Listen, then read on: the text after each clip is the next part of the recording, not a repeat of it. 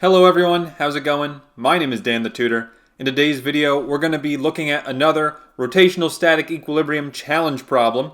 In case you're forgetting what these problems look like, rotational static equilibrium is really fancy talk for objects that are not rotating.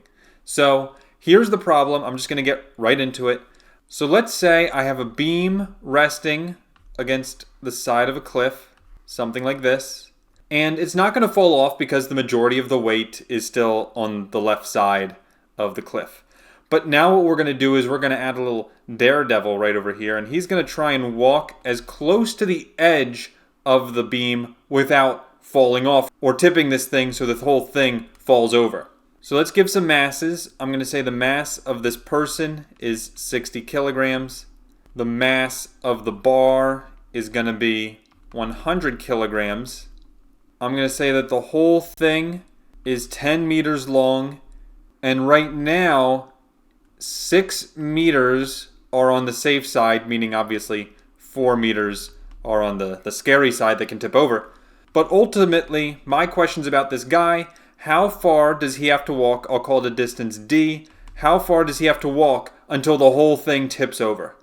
So that's my question. Now, in order to solve rotational static equilibrium problems, the first thing I got to do is I got to draw a free body diagram. The good news is there's not that many forces here. I'm counting 3. One is obviously the force of gravity from the guy. I'll call that mg. There is also a force of gravity from the bar itself. Now this force of gravity is going to be located exactly in the middle of the bar, because that's always where the mass is located, directly in the center. And I'll call that big mg, because the mass of the bar is bigger than the person. And finally, the third force I have is a normal force from the cliff onto the bar itself.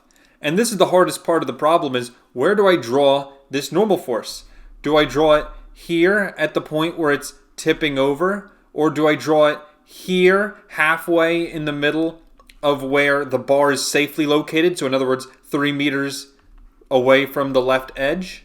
And those are both good options, but the truth is, at this moment in time, when the person is about to cause this thing to tip over, imagine what this beam is going to look like in about 2 seconds. This beam is about to look like this, because it's about to tip over. And now when I draw it like this, you say, okay, I see now. The normal force must be pointing right here. And in terms of the direction of the arrow, luckily it's not this picture where it's already rotating. It's right here and it's going straight up because it has not started flipping over yet. So that's where the normal force is going to point. And the bad news is I don't know what the normal force is. As a matter of fact, it's almost impossible to know. But the good news is it doesn't matter. And that's because I'm going to choose that point right there as my pivot point. So this is a little cluttered, I apologize. But that is my pivot point. And this is fantastic because it means when I go to my equation for torques clockwise equals torques counterclockwise, which is the very next thing I'm going to do, this normal force is eliminated because that torque is 0. Torques on the pivot point always goes to 0. That happens because the distance is 0. So long story short, we pick the pivot point there and the normal force is eliminated, and I really only have these 2 forces to worry about, which is great. So now let's start going into the equations. I would say clockwise is the right mg and counterclockwise is the left mg. Even if you mix those 2 up, it doesn't matter. As long as they're on different sides of the equation, you're going to be fine. But what I'm saying is for the clockwise torque, it's the mass of the person, which is 60, times 9.8, which is g, and then times the distance, which I don't know their distance. That's actually what I'm solving for. So that's fine. And then finally, sine of theta, that's just going to be 1 because it's perpendicular to the distance to the pivot point. Also, whenever I don't give an angle, it's probably because the sine of theta is 1. Next, for the counterclockwise side, the force is big mg, which is the 100 kilograms times 9.8 times that distance. It's going to be this little distance right there, okay? And so if you think about it, mg in red, this distance right here is 5 meters because it's half of the 10 meters because it's the center of gravity. And since that whole thing is 6 meters, that little guy right there, that distance is only 1 meter. And so that's what I'm going to write right here for the distance. And then again, sine theta is 1 because it's perfectly perpendicular.